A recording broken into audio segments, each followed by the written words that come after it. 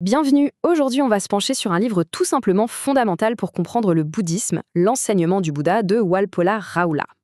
Et si au fond les enseignements du Bouddha n'étaient pas une religion au sens où on l'entend, mais plutôt un guide pratique, une méthode pour naviguer dans l'existence. C'est l'idée de ce livre qui cherche à nous ramener à la source même de cette pensée. Et là, dès le début, l'auteur pose les choses très clairement. Son but, ce n'est pas de réinterpréter ou de moderniser. Non, c'est de revenir à l'os, au message originel, tel qu'on le trouve dans les textes les plus anciens. C'est une démarche d'authenticité. Alors voyons ce que ce retour aux sources nous révèle. Voilà le programme. On va suivre une sorte de consultation, si on veut. D'abord, on va voir qui est le médecin, ensuite, quelle attitude il nous demande d'adopter, qui est plus celle d'un chercheur que d'un croyant, et puis on va entrer dans le vif du sujet, son diagnostic, la cause du problème, et bien sûr le remède qu'il propose. Alors, premier point, et c'est peut-être le plus important, le livre insiste là-dessus. Le Bouddha, ce n'était pas un dieu, c'était un être humain. Et ça change absolument tout.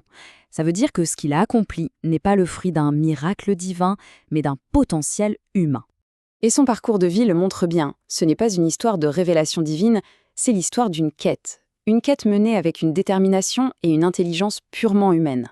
C'est une invitation à se dire, si lui l'a fait, alors ce chemin existe pour un être humain. Bon, on a vu l'homme, mais ce qui est peut-être encore plus révolutionnaire, c'est l'état d'esprit qu'il proposait. Ça vient complètement bousculer l'idée qu'on se fait habituellement d'une religion ou d'une voie spirituelle. Et ça nous amène à la question qui fâche. Est-ce qu'il faut croire? Est-ce que le bouddhisme, c'est une affaire de foi aveugle?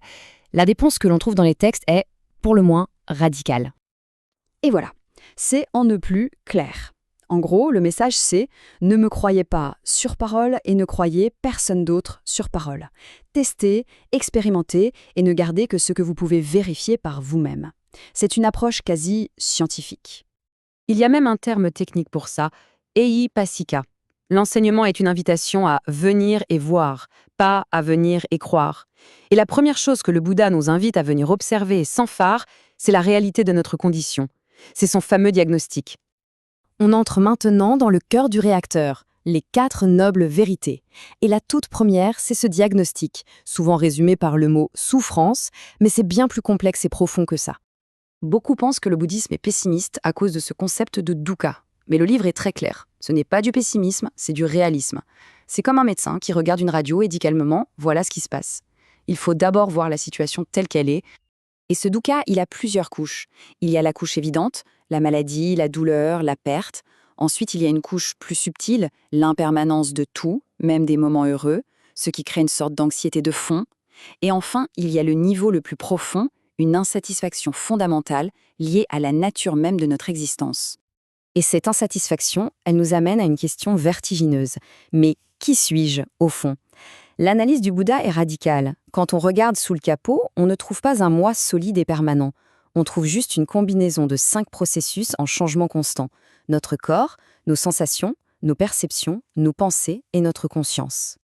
Et voilà le cœur du problème. On passe notre vie à s'identifier à ces processus changeants, à s'y attacher comme si c'était un moi fixe et solide. Et le fait de s'accrocher à une illusion dans un monde impermanent, eh bien c'est ça, la source même de dukkha. Ok, le diagnostic est posé, c'est du cas. Mais quelle est la cause? D'où vient ce problème?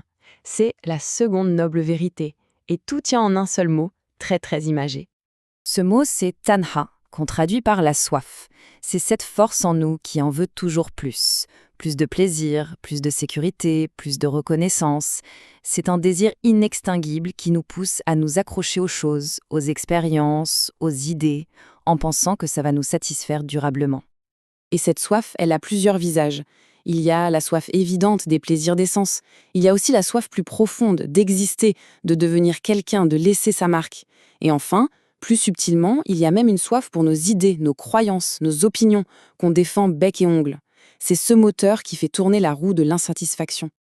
Bon, on a le diagnostic. Dukkha. On a la cause, la soif. Un bon médecin ne s'arrête pas là, il donne un pronostic et surtout un remède. Et ça, c'est la bonne nouvelle, c'est la 3e noble vérité. Le remède porte un nom célèbre, nirvana.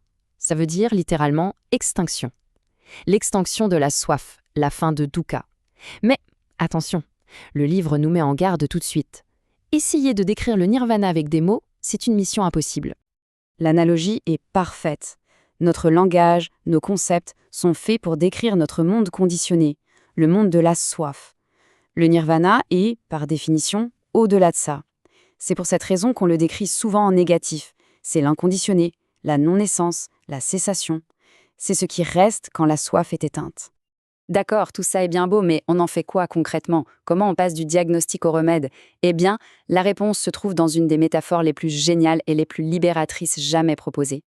Le Bouddha a dit « Tout mon enseignement, c'est comme un radeau. Il n'est pas fait pour être adoré. Il est fait pour être utilisé. On est sur une rive, celle de dukkha, et on veut aller sur l'autre rive, celle de la paix, du nirvana. Le radeau, c'est l'outil pour faire la traversée. Point. » Et c'est là que ça devient absolument vertigineux. Il dit « Une fois que vous avez traversé, vous ne mettez pas le radeau sur votre dos pour le transporter partout en disant « Regardez mon super radeau ». Non, vous le laissez sur la berge. Il a fait son job. Il faut savoir abandonner l'outil, même un outil aussi précieux que l'enseignement lui-même. Et cette idée, elle change tout. La quête n'est plus une accumulation de dogmes ou de croyances, ça devient l'apprentissage d'un savoir-faire, l'art de se libérer. La question finale n'est donc plus « en quoi dois-je croire ?», mais plutôt « quel outil suis-je prêt à apprendre à utiliser pour traverser ma propre rivière ?»